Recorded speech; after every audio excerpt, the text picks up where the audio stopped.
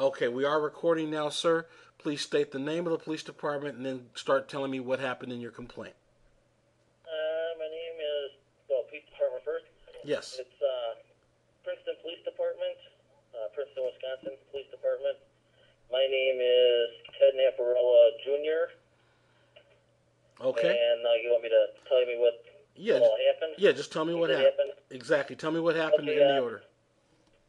All right. Well, my son and I were called in for an interview with the chief of police, which was Matt Barsonquist, in regards to an incident that happened on neighbor's property.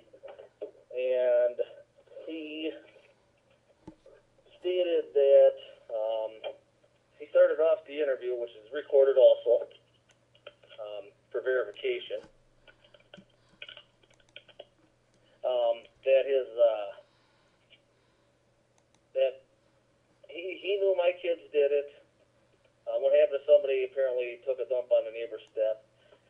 He knew my kids did it, and I told him right out. I asked him what the date and the time was. He said it was on Friday afternoon at noon, and he said that he knows my kids did it. My kids were actually at Horicon at the time, and I had a witness to this, and he didn't want to hear that. So then he changed his story like 5 different times in about 10 minutes in regards to what happened, what time it happened, and things like that. Then he started raising his voice. Then towards the end of the conversation, he took and asked me if I believed him, and I told him no because I knew where my kids were. Then he took the recorder, slammed it down, threw his hands in the air, said this interview is over, slammed the door behind us, and then after we're walking back up towards our house, because we only live about a block away from the police department there, he comes running up there, and one of the kids he tried using as an excuse in regards to this, he goes, I don't want you talking to this other kid about this. So he was using another kid as an excuse, and it wasn't even a valid. He was trying to, how do I say it? He was acting like a 2-year-old that didn't get his way when we didn't agree with him. I mean, it's very unprofessional type of conduct. So he was. He went, I'm sorry. Was he raising his voice? Oh yeah, he was screaming. Like I said, it's a record. He recorded the whole thing. I'm sure he still got it. Okay, so he does have a copy of the recording. Do you have a copy of the recording? No, I don't. And is there a way a person can get that? We can assist you with that. There are a couple of ways that citizens can obtain recordings of police investigations and interviews. But before I even go into that, let me tell you that in the future, anytime the police are going to record, you should request that you be allowed to record at the same time, because you never want to rely on their recordings for evidence. They may, erase things. They may lose the tapes. We have so many clients where the police say that they lost the tape.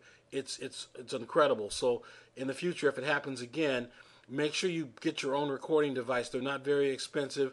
We supply them, or you can buy one online. It won't cost very much. And what you should do is have that recording running from the time you hit the door. Okay. Now, in terms of how to get your records, the simplest way is to put a letter into the police department, which can be a non-formal letter. Just say, I want a copy of the tape. But you may have to cite or request it through what's called a Freedom of Information Act. And what you would simply do is, under your state law, there'll be a requirement that the police supply you with documents that you are requesting if they are publicly available. Now, what's the difference between publicly available and not? To some extent, it may be limited in terms of what you can get by virtue of whether or not the police have an active investigation, and if releasing that information would in some way impair their investigation. I don't know what stage their investigation is in, but you should go ahead and make the request, because typically it takes 15 to 30 days to get it anyway, and the sooner you have it, the better you'll have an idea of what your rights are and what was said during the conversation.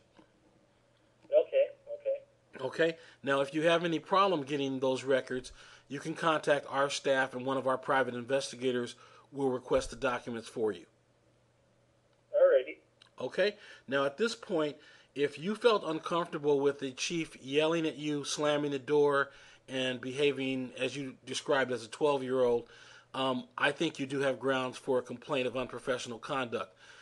If he recorded those things, then it's going to be to his detriment that he put himself on tape behaving in that manner, but that'll be a matter that can be taken up later. The one problem I would state that you have is that the police chief is the top official in the organization.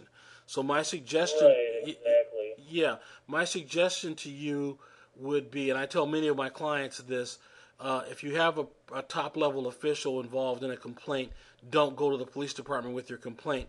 Take it to the mayor, the city council, or if you have a board of commissioners, whatever your local structure is that has oversight relative to police operations, that's who you should approach with your complaint. Okay. All right? And as I said, I am a federal court qualified expert. Based on what you've told me so far, I do believe you have a complaint. I will be forwarding a copy of the complaint you submitted online to you in about 30 minutes, and your interview should be posted to our website within about half an hour.